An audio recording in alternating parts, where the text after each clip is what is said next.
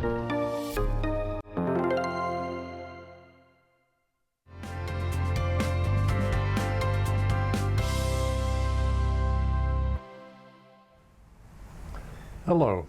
my name is Jeff Livingston. I'm the historian with the Hawaiian Railway Society.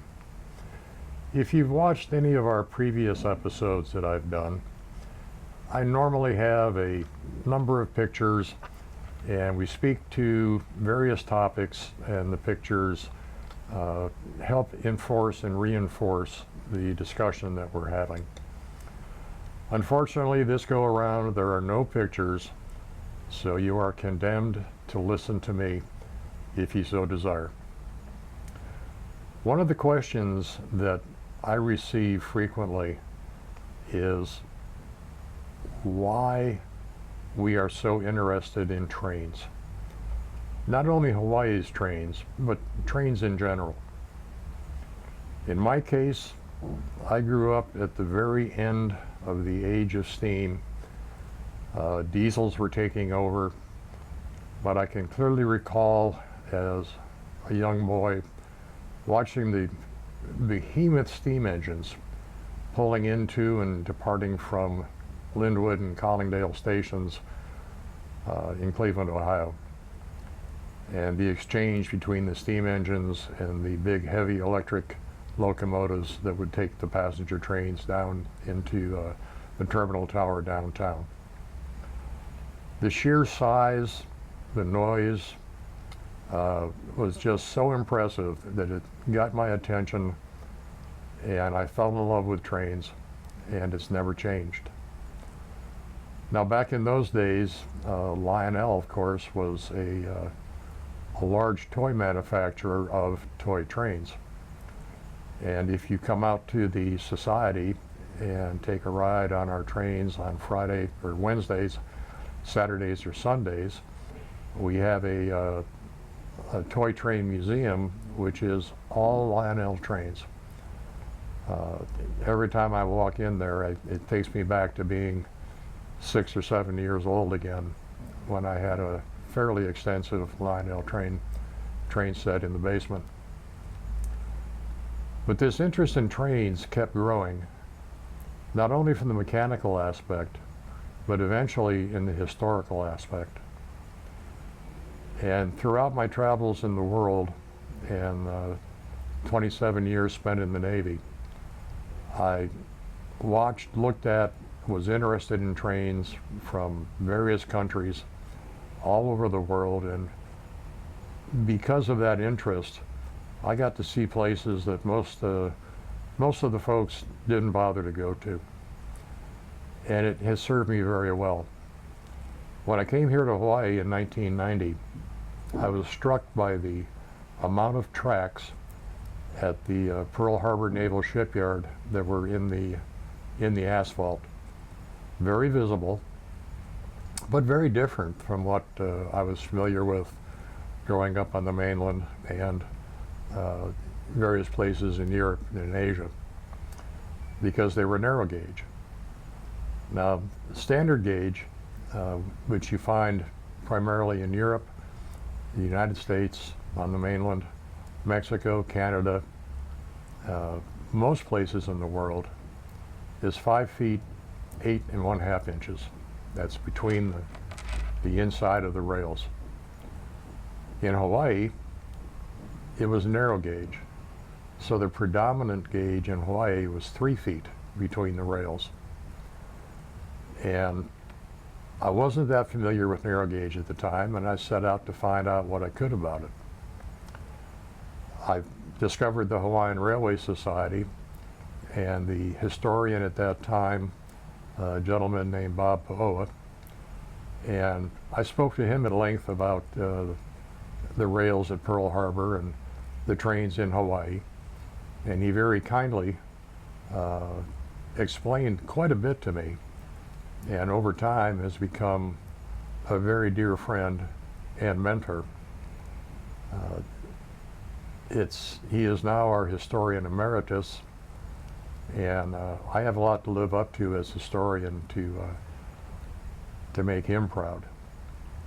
But that interest developed starting with the Navy, and expanded from there. Turned out that nobody had ever really studied the Navy's railroad. So I decided to take it upon myself and figure out what I could. And after about 2 years of research, I thought I had it nailed. So I wrote everything down that I found, and I had some pictures. When I started this project, I was still on active duty, so I had excellent access to the shipyard. I had access to the photo labs, and was able to come up with a number of really interesting photographs and interesting information. I wrote it up and gave it to Bob to review, and Bob, being the very kind-hearted gentleman that he is, said it looked fine to him. I then gave it to another gentleman, Mr. John Bennett, who was a retired Honolulu police lieutenant, I believe, but he also studied extensively the coastal artillery fortifications in Hawaii and on the mainland also, and wrote for the Coast Artillery Study Group magazine. And the Coast Artillery Group magazine had very, very strict rules on how you write a historical piece. You had to have the documentation, you had to have the references, you had to go in depth. Far, far more than I had in this brief amount of time that I tried to write down the Navy's railroad history here in Hawaii. And John was brutally honest and told me how much my work was lacking. After the initial shock wore off, because I thought I was doing a great job, I took that to heart, and he's right. So the first book on the Navy Railroad took another almost 12 years to actually write and get published, and that was followed by one on the Army's railroad. That didn't take quite so long because I had amassed quite a bit of information in between. But why is it important? What makes it interesting? What is it about the railroads in Hawaii that is so fascinating to me and a number of other people associated with, members of, and supporters of the Hawaiian Railway Society? When you consider the change that the railroad brought, it began in the monarchy. It carried through, right through statehood. It wasn't until 1975 that the Oahu Railway and Land Company, which was then a terminal railroad, ceased operations. What did it do? Well, in 1889, when the railroad first started, Honolulu, of course, was the center of commerce, the center of Oahu.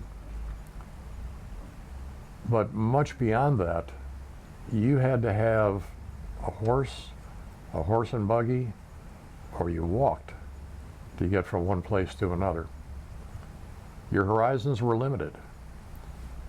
If you lived in Waipahu, you might not get to Honolulu but maybe once a year or less. There was no easy way to do it, and it was costly. So you didn't see the news. You didn't hear the news.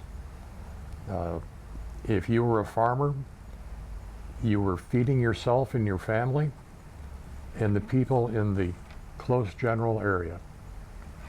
I received a very interesting email from a gentleman not too long ago talking about farming up around Mokulea, that when the railroad got to that point, the farmers could take their produce, send it to Honolulu, and instead of being restricted to a very small area to sell their produce, sell their products, they opened up a whole new area of Honolulu where prices were generally higher. So even though they had to pay for freight, they had more disposable income. It also moved people. The ORNL's first big project, besides just building the railroad, was the development of Pearl City. Dillingham's plan to build the railroad included passenger traffic and freight, but he was primarily a developer.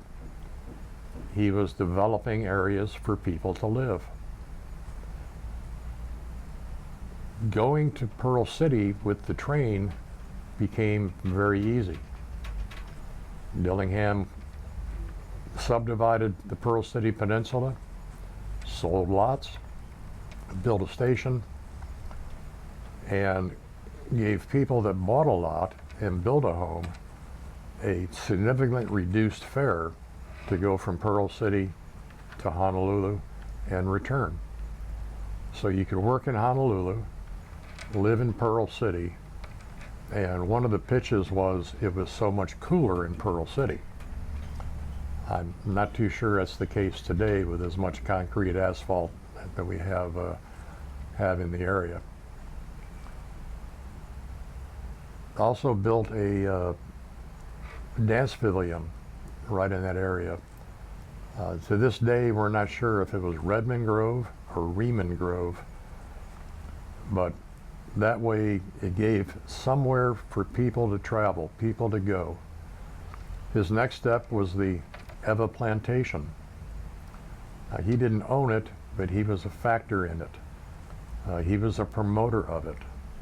This gave the railroad freight, and people moved from Honolulu, from the areas surrounding Honolulu, because there were now jobs in Eva.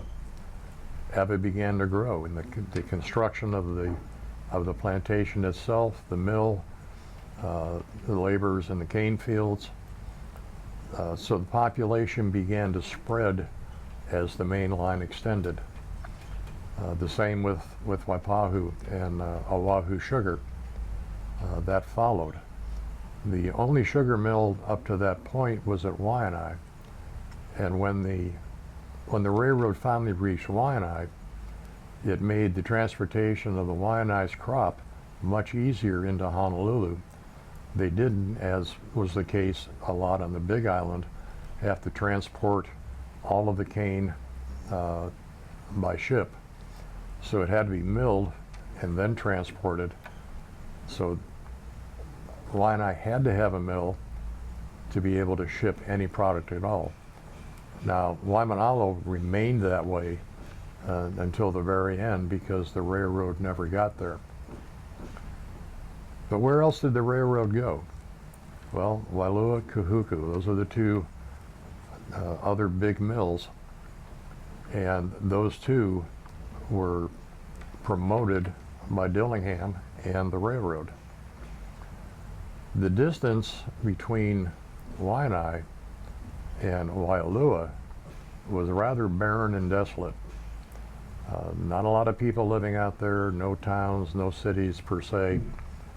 So that was kind of a dead space for the railroad for a number of years. And this continued until the end, but one of the interesting things that we just recently discovered was in 1919, the ORNL considered connecting their Wahiawa branch that went up to Schofield Barracks and Wahiawa and connecting it to Wailua and the plantation tracks. They decided that was not the way they wanted to go, and they kept the route around Kaena Point. And I believe partially because it was such an interesting trip, and that was part of the sales pitch to get people to ride the train around the island, around Kaena Point, and to the Haleiwa Hotel. The Haleiwa Hotel, actually, I guess you could say that was the second iteration of Redmond Grove. Get people as far as Pearl City. Okay, where are they going to go next for a weekend or a day off? It was a long day, but Haleiwa Hotel was their answer to that. Now the plantations also had their own railroads, and that made the plantations more profitable because they could move cane further distances with less labor, process the cane and ship it directly to Honolulu. And this was true for each of the plantations. As I said, Waimanalo was strictly, the railroad was strictly within the plantation, and all the sugar was shipped via schooner. Very few people recognized there was also a little railroad at Libbeyville. In fact, I'm not sure how many people even know about Libbeyville, or that it existed. It was on the windward side of Oahu, just above Kaneohe, and it was a pineapple plantation. And by the name, you can tell it was owned by Libbey. They had a very small, even narrower gauge railroad that ran there within the confines of the pineapple fields. Did not connect with the ORNL, but even at a very early date, they recognized the importance of the speed and the amount of material that could be carried by train versus a horse and wagon. It takes a lot of horses and a lot of wagons and a lot of labor to move what a train can very easily from point A to point B. With the demise of the ORNL in 1947, or the demise of the main line, due in large part to the construction projects of the military during the war, improving roads, improving access, it became much easier to travel by truck or by car. And of course, the ORNL's equipment had been significantly degraded by the constant wartime use. Although it was maintained well, the newest locomotive they had was built in 1920. That was the last of the Mikados, the 280s, or 282s. To improve the railroad, to bring the standards back up, to rebuild the freight cars, to acquire new locomotives, would have required a significant raise in rates, known as tariffs, in the railroad. And the shippers were not willing to pay those greater rates when they can ship by truck.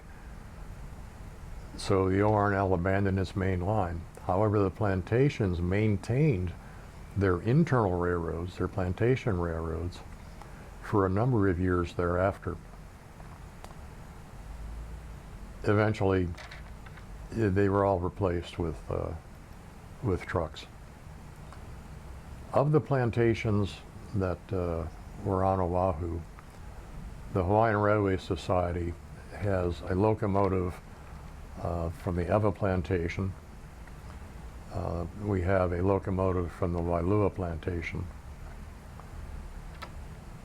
There are other locomotives available, or not available, but in existence from other plantations. At Waipahu Cultural Garden Park, there is a locomotive from Oahu Sugar. However, it was originally owned by the Honolulu plantation. Over on Maui is an original Oahu Sugar locomotive, number 5. It was scorched during the Maui fires, but it remains intact, and it's in pretty good condition for what it went through. There is a Kahuku plantation locomotive on the mainland that is operational. There are no Waianae plantation locomotives remaining. This is a very small handful of the amount of equipment that was operated on this island and the other islands, Oahu being the one we happen to be on, but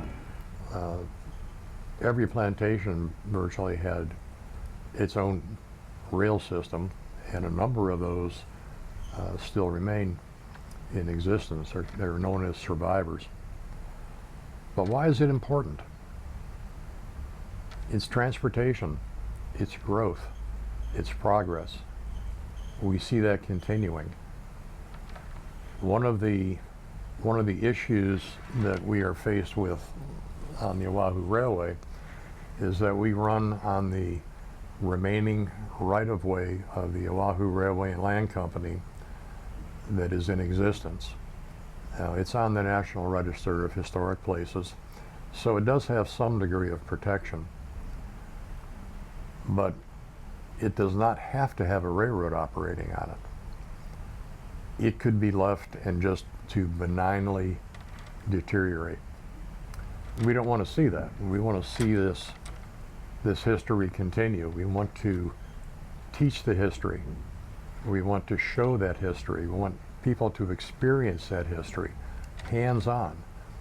These are real pieces of machinery. They operate, they run, they break, they get repaired, they run again. It's a living, breathing organism almost, which is what draws us to it. It makes it so important to us to keep that history alive, to keep teaching. Progress in 1889 is no different than progress today. We keep improving, we keep getting better. We don't want to lose our history, but we don't want to stop progress either. But a balance has to be struck between the two so that future generations know what previous generations experienced. It makes life far richer understanding where we came from to where we're at. Now we are just beginning to see Skyline begin to come into its own a little bit. Initially, not a lot of traffic, but now that it can get to the airport and to Pearl Harbor, employees at the airport, Pearl Harbor, that live out toward Waianae, have the ability now to get on train, go to work. When they leave work, get on the train and go home without sitting in the H1 traffic both ways.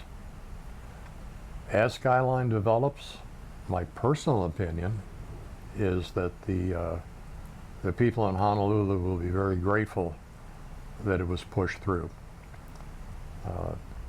Growing up, as I did, I mentioned earlier, in Cleveland, we have the Cleveland Rapid Transit and the Shaker Rapid Transit. Now it's known as the Regional Transit System. Goes to the airport, downtown Cleveland, to the far east side of Cleveland, and it makes traveling around the city extremely simple and fast. You get on the train at the airport, you're in downtown Cleveland for $3.50, I think it was the last time I rode it, and it took about 25 minutes. If you leave the airport and drive to downtown Cleveland, it's going to take you a couple hours. You're going to burn up a lot more of that in gas, especially nowadays. So progress continues. It may be different. We may be resistive to it. We want to retain our history. We don't want to bury it. We want to honor it, retain it, recognize it, all of our history, and learn from it. Dillingham's Folly, that's what they called the railroad when he first got this thing going. And similar comparisons have been made when they wanted to put the rail in. It was foolish. Don't need it. Costs too much. Yes, it's very expensive. It's been extremely difficult to build. But we're starting to see the benefits. And we will continue to see those benefits as it expands both to the east and the west. Half a system will not provide the service that it needs to. And like I said, in my opinion, I'll be gone before it's probably finished. But in my opinion, it'll be a boon to the citizens of Oahu. History is important, all of our history. We don't have to agree with it, but we should try and understand it. We should try and look at it in context. And we should try to honor even those dishonorable people that help make our history. Honor by remembering that is what I'm referring to. If you want to see history live and in action, come out to the railroad. Come see us. Come talk to us. We have got a lot of things we're doing. We are well into restoration projects. We are well into operation. We are building. We are creating. It just makes everything worthwhile to see a piece of history come back to life and be as useful as it was when it was brand new. I've been doing a fair amount of restoration work as well as my research and writing on the historical side. And it's a fascinating experience looking at the craftsmanship, the engineering, trying to figure out why. We don't have any plans. We don't have any drawings. We take it apart. We draw it. We try and figure out why it was done that way. Then we put it back together again. If you're a woodworker, a metal craftsman, sheet metal, welder, we can use your help. No long-term commitment. I just had a young couple came up 2 weeks ago, 4 hours on a Sunday, and they accomplished a huge amount of work in that short amount of time. And fortunately, they came back the next Sunday. So come see us, see what we're about, and history counts.